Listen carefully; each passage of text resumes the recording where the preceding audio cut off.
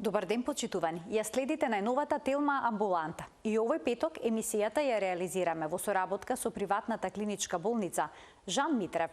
Што се тоа тумор маркери и кога треба да се испитаат? На ова важна тема денеска зборуваме со доктор Оливера Жиковска, специјалист по медицинска биохемија. Разговорот ќе го проследите веднаш по рекламите. Затоа, останете на Телма.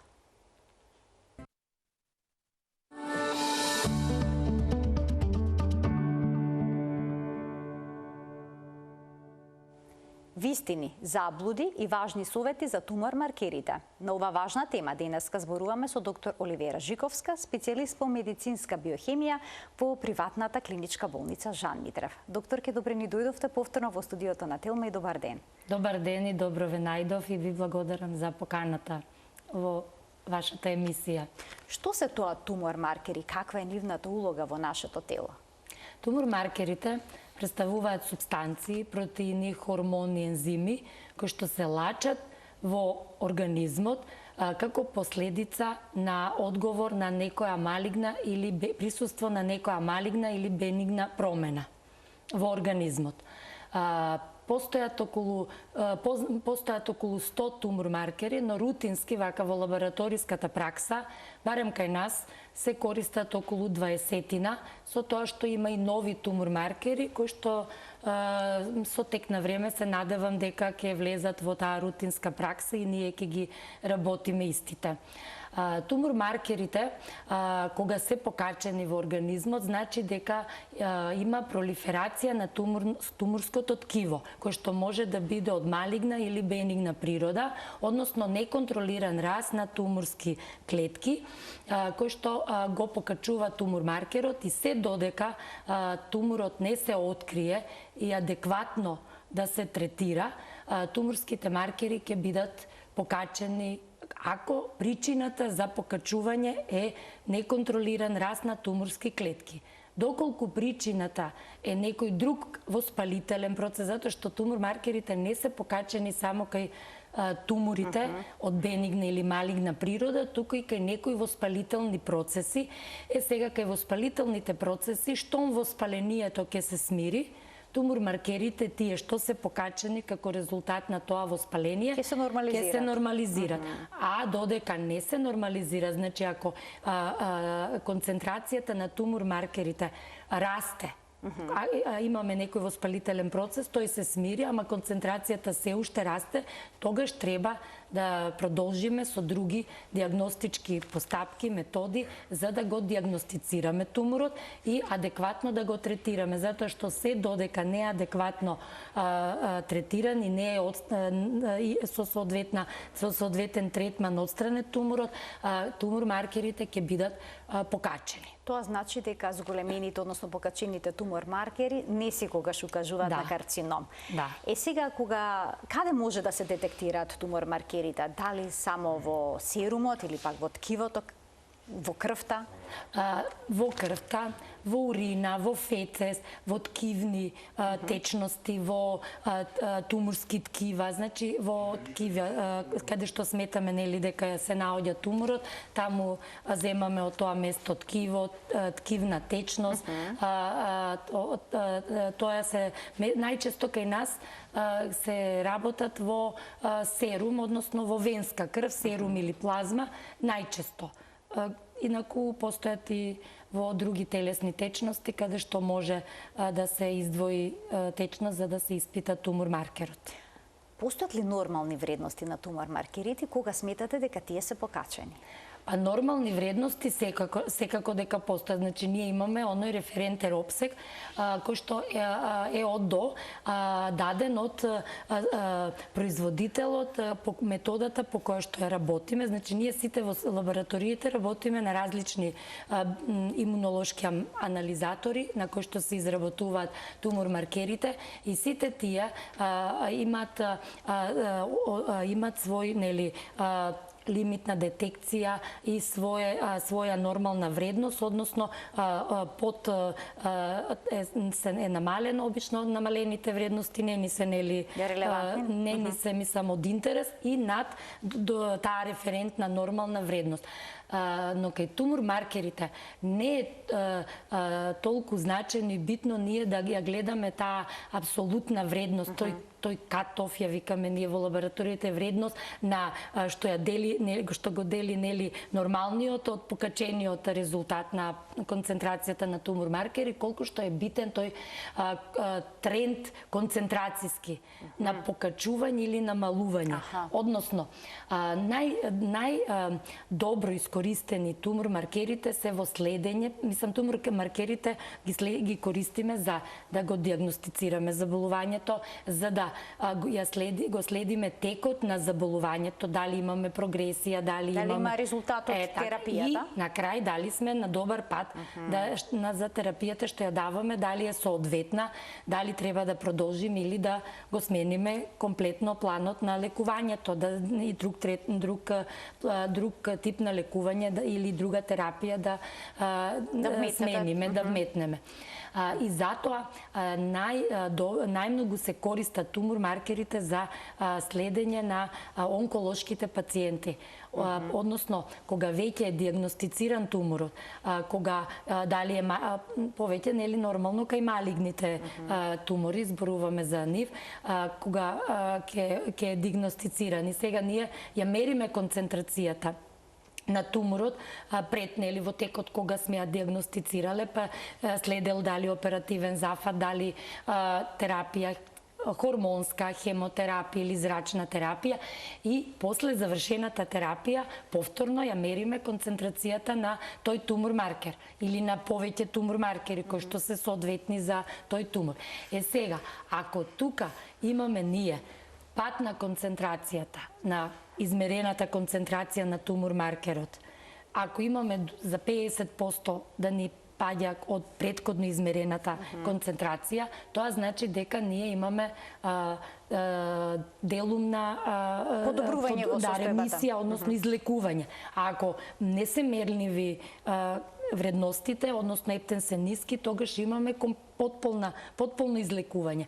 Додека пак и само за 25% да имаме покачување на концентрацијата на измерените вредности од пред соодветниот третман, тоа значи дека имаме влошување, прогресија на болеста и во тој случај треба да превземеме и да се насочиме кон друг тип на третман. Да. Дали покачениот тумор маркер е доволен за да се постави адекватна дијагноза или се неопходни дополнителни испитувања?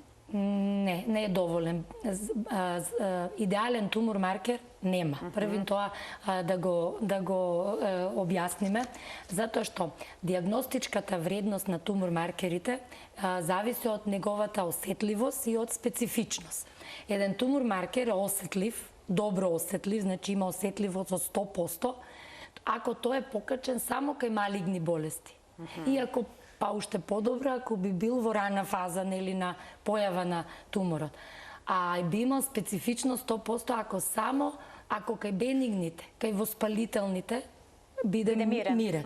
Ама таков идеален тумор маркер не постои. И затоа нас тумор маркерот може да не биде, например, некој пациент доаѓа и бара само тумор маркер да се испита.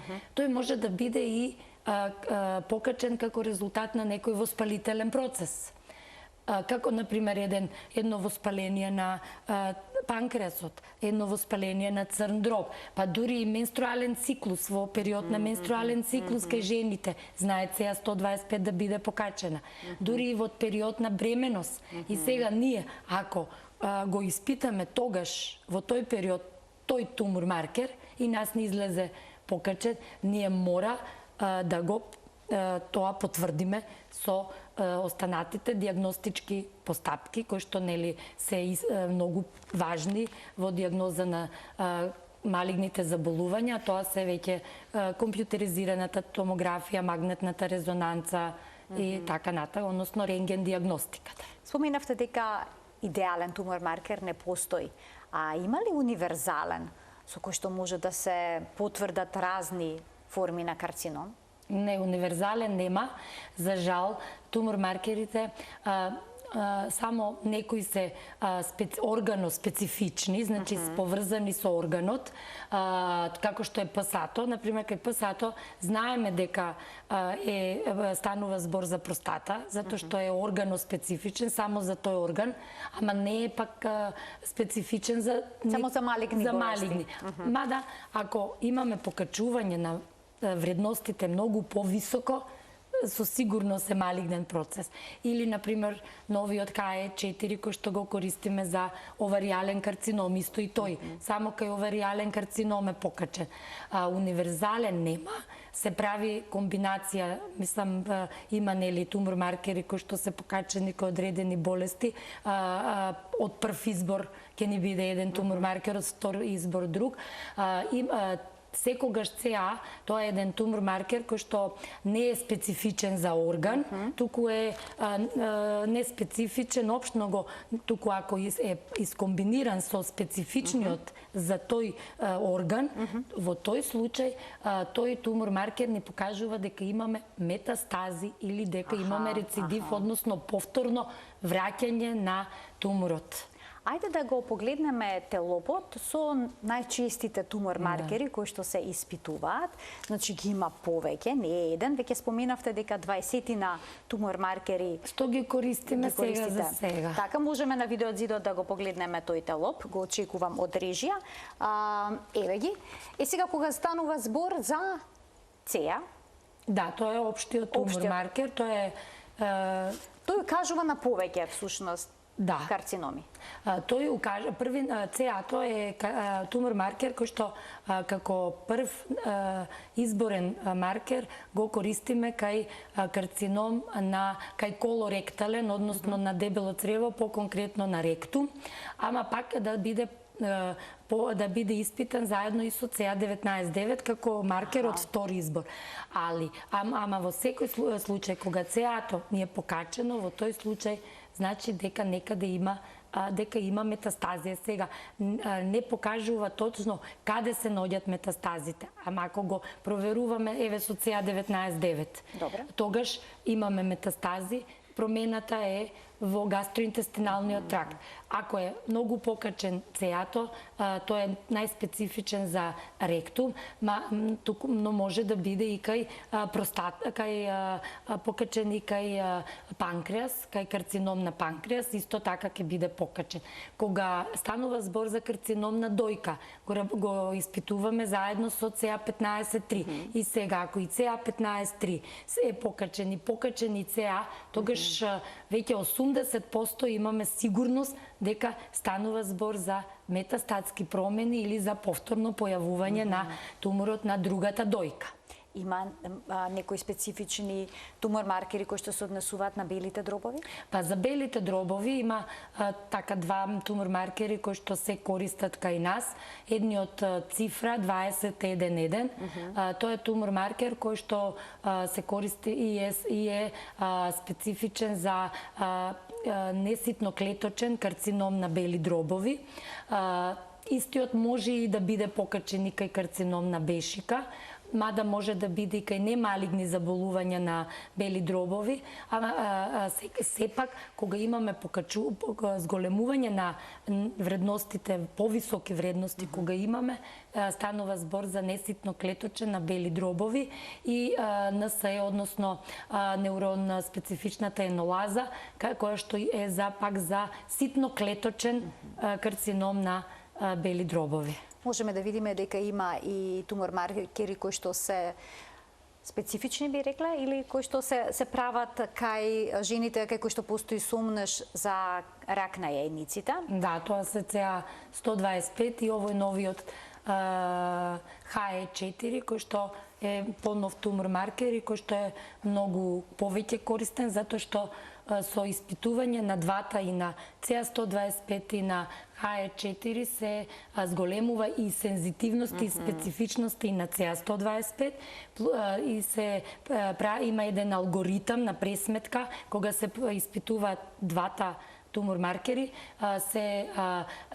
и тоа е Рома индекс, кој што ни е една алатка која што ни ја диагностицира, односно диференцијално диагностички ни покажува дали промената во малата карлица, односно во јајниците е бенигна или малигна. Може ли тумор маркерите да бидат мирни покрај тоа што ке пациентот има напредната фаза на карцином? И колку се овие всушност испитувања прецизни, може ли да бидат лажно позитивни и лажно негативни? Сега многу е важно и кога се зема примерокот. Тоа е едно од најважните, не само за тумор маркерите, за сите лабораториски испитувања. Кај нас мислам дека многу малку се внимава на правилна подготовка на пациентот пред да се направи било која лабораториска анализа. Што е важно да се преземе во тие моменти? ПСА. Тоа е маркер што се зема за простатата. Не смееме него да го правиме ако сме правеле пред ден-два преглед на простата. Добро. Или пак ректален преглед. Мора да помине минимум 10 дена за да ја го провериме ПСА. Затоа што ако отидеме кај абдоминалниот хирург и ако ни направи или кај урологот преглед на или на ректум или урологот на простата и веднаш се индицира да се изработи ПСА и пациентот веднаш дојде во лабораторија и му се земе примерок, ПСА ќе биде покачено. И во тој случај ни е наш лажно позитивно покачено. Или оној тумор маркер што го спомнав за бели дробови НСЕ, тој се наоѓа во еритроцитите, ензим кој што може да биде присутен во црвените крвни клетки. Во црвените крвни клетки. И ние ако крвта која што нас ни ја зема при венепункција, настане хемолиза, автоматски имаме покачени вредности од ослободените еритроцитите кои што се распаднате и ќе биде покачена. Потоа многу важно исто е одредени анализатори на кои што ние ги изработуваме тумор маркерите, мислам имат одредени методи во кои што се користат бои, кои што да речеме бои за да ги детектираат тие комплекси што ни се создаваат, како на пример еве биотинот. Во некои од методите кои што ги користиме имаме биотин кој што спаѓа во Б витамини. Сега ако ние пред да ги проверуваме тумор маркерите, пиеме терапија витаминска, која што има Б комплекс, каде што имаме сите витамини од Б групата, може да бидат покачени. Затоа не е препорачливо секој пациент да дојде и сам да си проверува тумор маркер. Туку треба да се јави на матичен, основно е на матичен лекар, но и матичните лекари мора да ги знаат одредените правилни подготовки на пациентите за лаборатории, па и специјалистите кои што работат, затоа што тумор маркерите се анализи кои што не ги испраќаат само дигестивните, гастроентерохепатолозите, туку и останатите лекари. И мора да ги знаат работите, мора да знаат се за пациентот, мора да знае дали правил некаков преглед, дали има воспаление. Затоа што ние ако имаме во моментот некој воспалителен процес, нас исто тумор маркерите може да не бидат покачени. И сега ако пациентот се јави кај матичниот, и матичниот знае дека ќе биде тој тумор маркер при таа состојба покачен, матичниот лекар ќе го посоветува дека не, сега не е време, ќе почекаме, затоа што тумор маркерите не е итна анализа. Малигните тумори не се создаваат за еден ден, два и преку ноќ. Тоа се мутација на гени во клетка кој што трае подолг временски период, па да дојде да резултира со појава на малигнен процес. Кога зборуваме за лажно позитивни или негативни резултати добиени на тестот за тумор маркери, какво влијание имаат лековите што се пијат? Или пак ако некој непосредно пред земањето крв запали цигара, ќе влие Не, на за резултатот? тумор-маркерите, еве за витаминската терапија, посебно Б витамините, ради тоа што во методата нели ја користиме. Но некои лекови како што се антикоагуланти, еве и тие веројатно ќе влијат на Убаво е за сите анализи, најдобро е да се земе крв на сабаиле пред примена терапија. Тоа важи за сите лабораториски анализи. Тоа е најдобро затоа што одредени лекови може да влијат одредена терапија, но не толку на тумор-маркерите или да речеме еве храна не може да влие, затоа можеме и не на јадење, ама се препорачува секогаш на гладно, наутро одморени. Што се однесува до пушењето, не, пушењето е како ризик фактор кој што може да ни придонесе да се добие карцином, сега најповрзан е со карцином на бели дробови. Така, но и на сите видови карциноми и на целото го нарушуваат здравјето на човекот. А кога станува збор за испитување на тумор-маркери преку урина, дали е тоа практика кај нас? Ретко. Ретко? Ретко, да. Еве ние во нашата лабораторија сме работеле до сега само од кивна течност, од стомачна празнина, урина ретко. И обично во урина се работат тумор-маркерите кои што се за уринарните за урогениталниот тракт, ретко се работат кај нас во урина тумор-маркерите и ретко се бараат. А често дали тоа чиста анализа? Доаѓаат пациенти често да за урина? Бараат и да бараат воопшто анализа на тумор-маркери? Да. Си читат пациентите на Google или си разговараат меѓу... Кои се најчестите грешки што ги прават кога тие самите си ги толкуваат резултатите? Најчестите грешки кога ќе дојде пациентот, нема да биде правилно подготвен, ќе дојде сам, ќе има одреден воспалителен процес, ќе пие некоја терапија, ќе дојде, ќе ги направи и после тоа ќе добие резултати какви што ќе добие, може ниски, може умерено покачени и ќе продолжи понатака да прави други испитувања. Непотребно. Да, непотребно. За паниката да не изборуваме. Да. Ајде во продолжение на емисијата да разгледаме неколку митови поврзани со тумор-маркерите. Докторке, што е точно, што не точно, ќе ни појасните во продолжение на денешната Телма амбуланта. Првата вистина или заблуда, односно првата дилема гласи: ако се добри тумор-маркерите, нема од што да се плашам. Значи, дали мирни тумор-маркери значат и мирен сон? Сега се разбира дека секој што ќе ги види покачени тумор-маркерите, нели нема да му биде сеедно мирни тумор-маркери, за да се покачи тумор-маркерот, значи мора да има некој воспалителен процес, мора да има раст на туморско ткиво и ако се мирни, тогаш е во ред. Но ако има пациентот симптоми одредени кои што поради кој што се јавува на лекар и поради кој што е пратен на испитување за тумор-маркери, се разбира дека тогаш нели се гледа Така? Се гледа и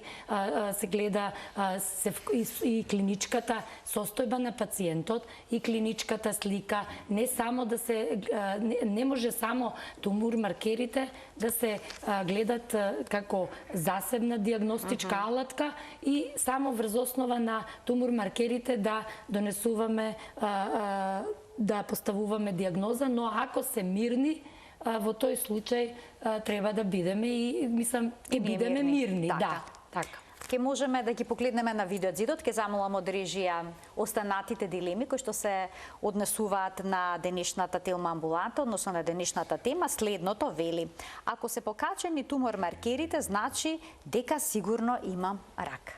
Не, еве ова што го зборувавме. Сега први многу е важно колку се покачени. Затоа што кога во претходниот разговор го спомнавме, обично кај многу тумори, односно канцери, кога имаме покачената вредност корелира со стадиумот на болеста. Колку е повеќе покачена вредноста на маркерот, толку е поголем и стадиумот на болеста. Така. Ако е веќе диагностицирана.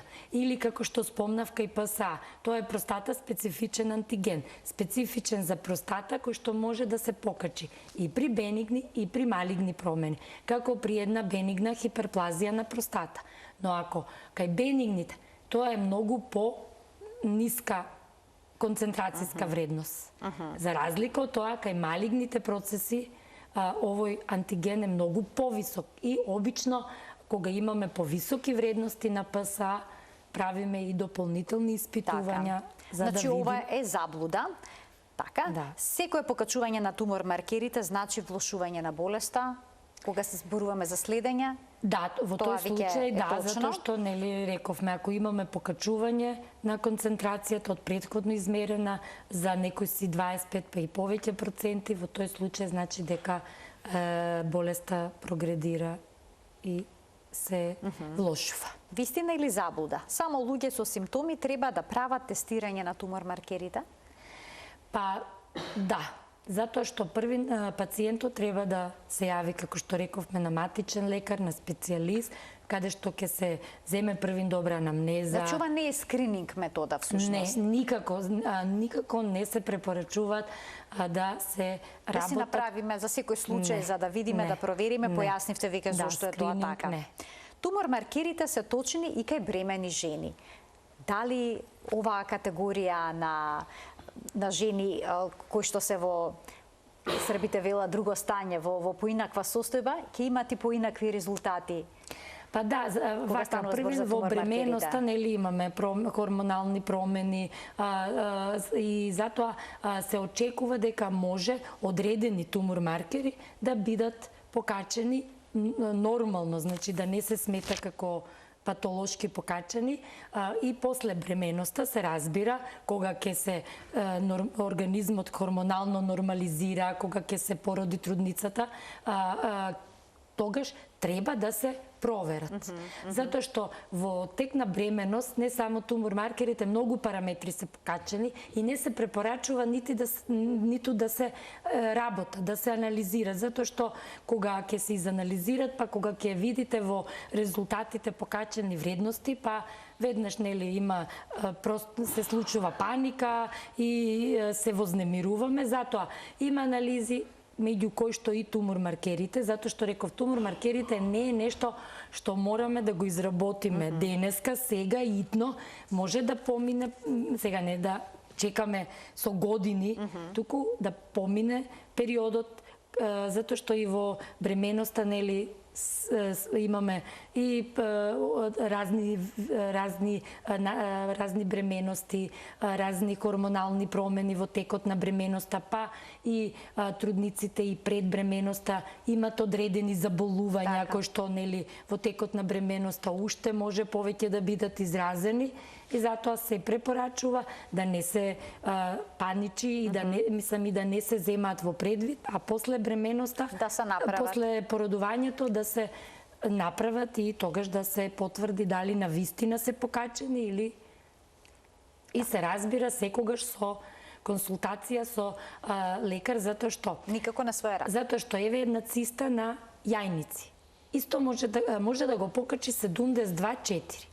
Ние 72-4 еден тумор маркер кој што сите лекари и јас исто пред да работам во лабораторија, секогаш сум го поврзувала со карцином на желудник. Да, тоа е тумор маркер кој што е во 95% специфичен за карцином на желудник. Ама е многу битен тумор маркер и за јајници. Ама не е покачен само кај малигно заболување на јајници, туку и кај цисти на јајници. И сега ако гинекологот ја прегледна жената и каже да, вие имате цисти, или трудницата може да има и за време на бременост. И може сега 72-4 да е покачено од цистите. Затоа што има со многу цисти, па променети цисти кои што не пукаат со тек на време, како што се очекува. И сега на нас веднаш ни оди, нели, ќе седнеме на интернет и ќе отвориме на Google и ќе видиме 72-4 имам канцер на желудник. Затоа е многу важна консултацијата и разговорот со лекарот. Во толкувањето на резултатите. А докторке, дали се исти вредностите на тумор маркерите кај мажи, кај жени? Зборуваме за нормални референтни, кај млади, кај стари? Повеќе сега кај млади и кај возрастни има разлика во сите референтни вредности, реално не е организмот млад исто со возрастниот, затоа што сепак ќе кажам дека возрастните имат и други дополнителни пропратни заболувања кои што може да го покачат маркерот, но сепак одредени тумор маркери ја има таа некоја граница една, ама има и тумор маркери кои што се како што е овој општиот СА, например, тој тумор маркер е различен со различни референтни кај мажи, различни кај жени, кај пушачи различен, кај непушачи, затоа што на тој тумор маркер многу влија и земањето. Така, во продолжение на емисијата, и тоа е следната дилема што треба да ја разјасните. Вели, ако пушиш, секогаш ќе имаш покачени тумор маркери. Не секогаш, но овој тумор маркер што пред малку го споменавте. Ама затоа и во референтните вредности секогаш стои за пушачи и непушачи. Пушачи или ПСА имаме референтни вредности од 30 до 40, од 40 до 50, од 50 една вредност до 40, од 40 до 50 имаме помали вредности се очекува да мислам референтни се, од 50 до 60 малку повисоки, од 6 до 70 малку и над 70 се повисоки. Затоа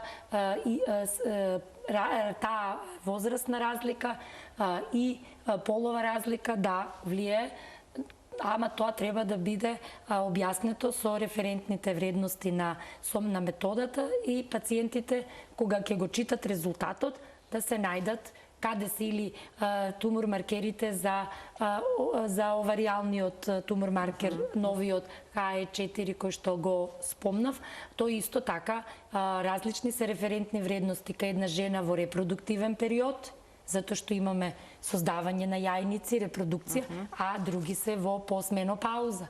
А дали стресот може да ги покачи вредностите на тумор маркерите? Па стресот како фактор, ризик, се може да покачи со тоа што тумор маркерите се поврзани нели со туморното ткиво, а еден од факторите кој што ни е ризик фактор, ни е стресот. А се случило ли пациентите самите да си ги направат овие анализи и да добијат некакви вредности кои што лажно ги охрабриле и не била навремено откриена болеста? Доколку порано е направен тестот од потребното? Па како што одат пациентите да си ги прават тумор маркерите, некако најлесно име на пациентите да ги направат првин тумор маркерите, а не да отидат на редовни контролни прегледи. Затоа што кога би се одело на редовни контролни прегледи, гинеколошки, на дојки, на дебело црево, не може да не се примети промената. Мислам, со тие диагностички и со тумор маркерите само ќе се потврди дали нели станува збор за малигно заболување или не. А кога станува збор пак за повторно појавување рецидиви од заболувања, таму пак тумор маркерите дури 6 месеци порано можат да ни бидат аларм дека имаме метастазирање или повторно појавување на туморот од оние ултразвучни и други диагностички постапки. Докторке, но некога се случува и вашите колеги да ги праќаат пациентите да направат тумор маркери како скрининг. Така е, и не треба така да биде, затоа што сите треба нели да си повториме зашто служат тумор маркерите, како правилно да ги искористиме.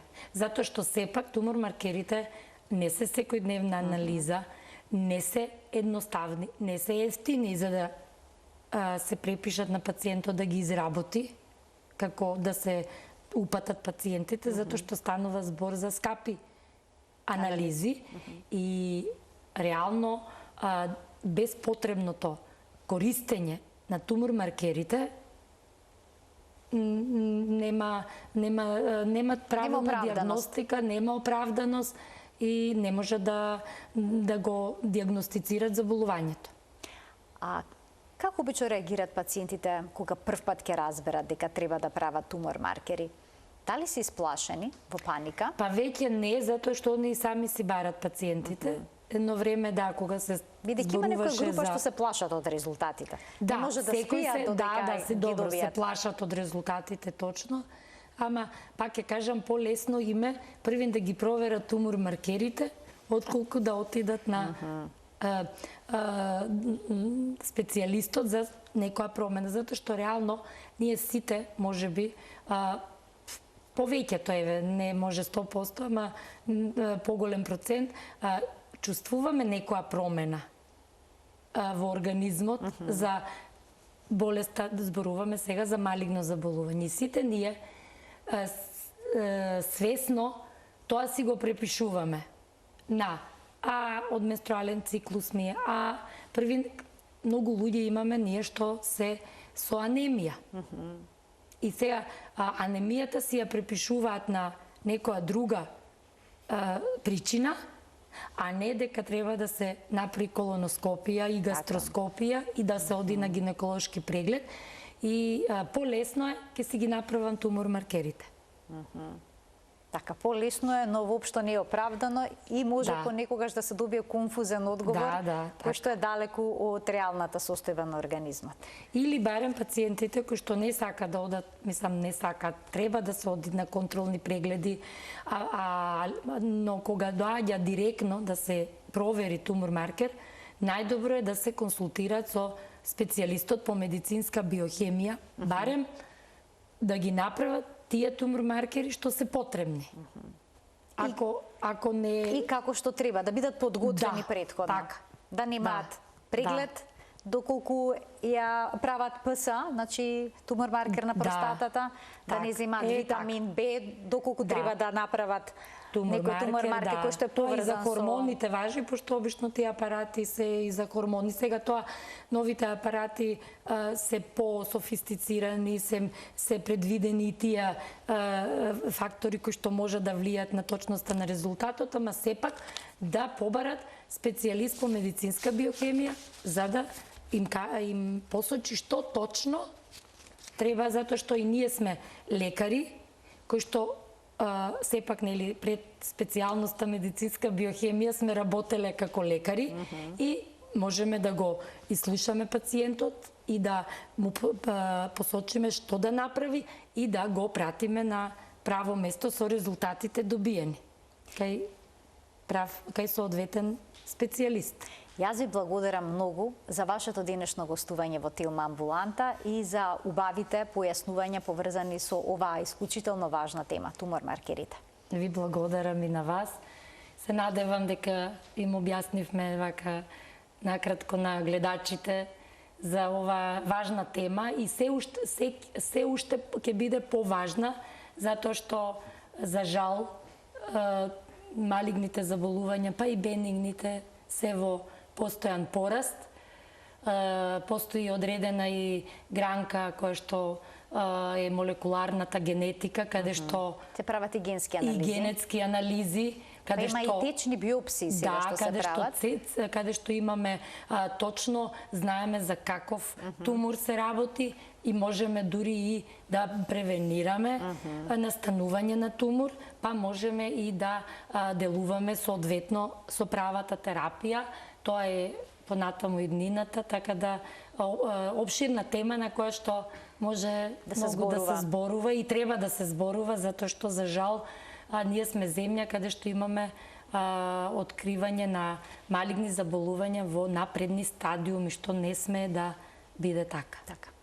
Ви благодарам уште еднаш за гостувањето. Благодарам и на вас. Ким се заблагодараме и на гледачите што и денеска ја следеа Телма амбуланта. Со внимание, почитувани, ова беше уште една емисија која што ја реализиравме во соработка со клиничката болница Жан Митрев. Ви благодарам уште еднаш што бевте дел од оваа емисија и се гледаме секој работен ден на Телма во 12 часот и 50 минути. Ви посакувам пријатен ден.